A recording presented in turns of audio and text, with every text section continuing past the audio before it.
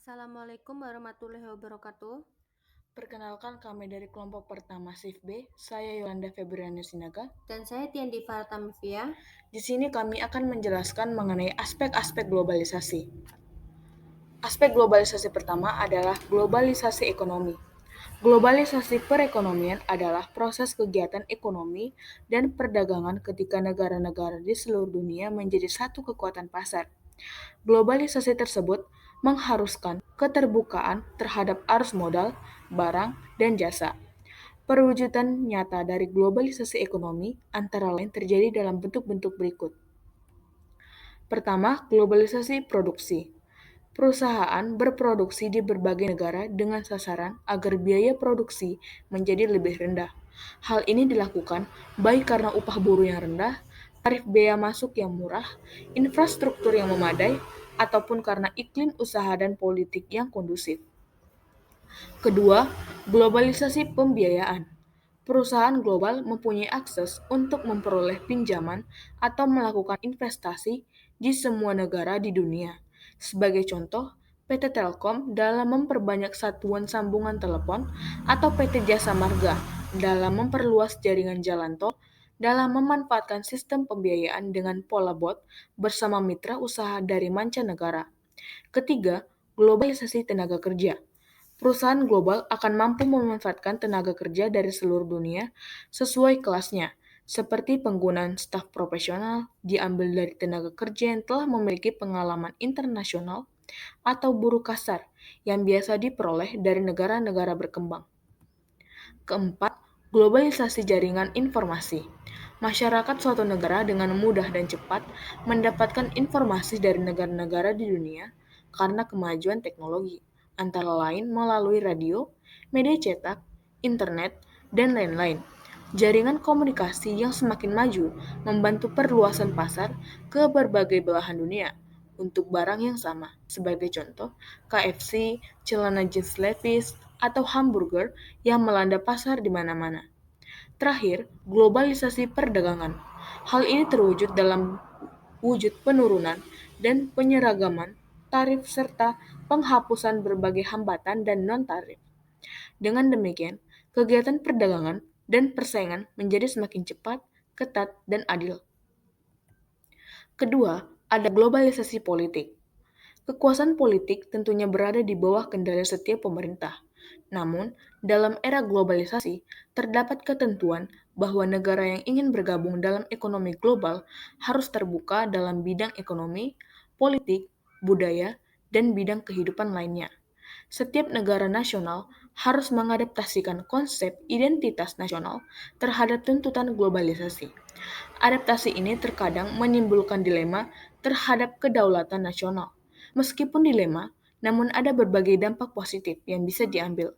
Adapun dampak diantaranya sebagai berikut. A. Adanya jaminan penegakan hak asasi manusia di setiap negara. B. Semakin tegaknya perdamaian dunia. C. Tumbuhnya kesadaran bangsa-bangsa sebagai warga dunia yang memiliki tanggung jawab bersama dalam mempertahankan kelangsungan hidup di dunia. Dan D. Memberikan dorongan besar bagi konsolidasi demokrasi di banyak negara. Contoh globalisasi politik adalah adanya kerjasama antar negara.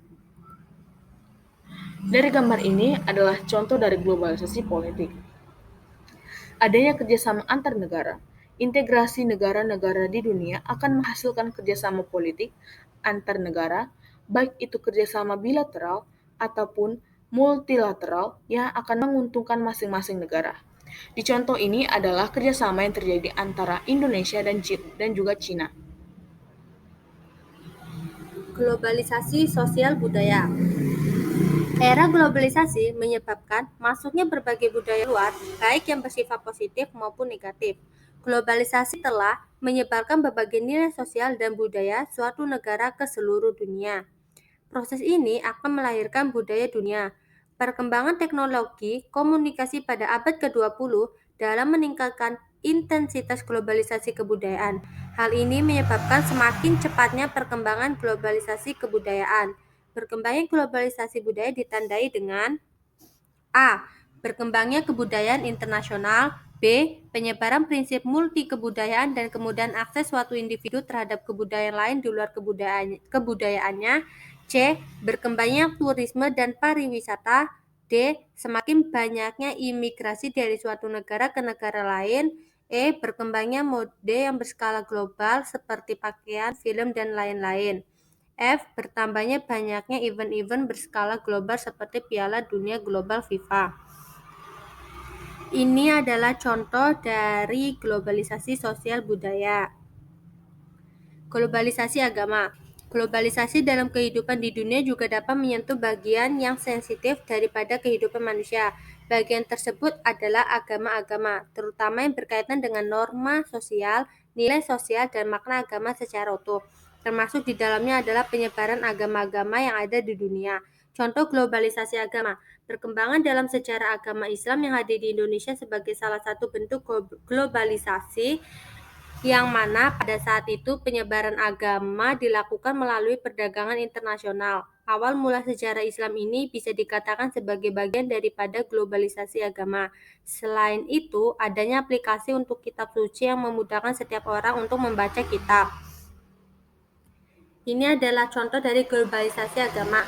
Aplikasi ini bisa kita download di Play Store. Dengan adanya kemajuan globalisasi agama, hal ini dapat mempermudah kita dalam mengakses atau mempermudah kita dalam membaca kitab atau Al-Quran. Globalisasi hukum.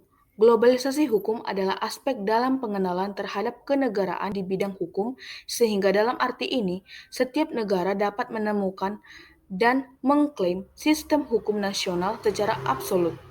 Artinya, telah terjadi proses saling memengaruhi antar sistem hukum dan tiap-tiap negara.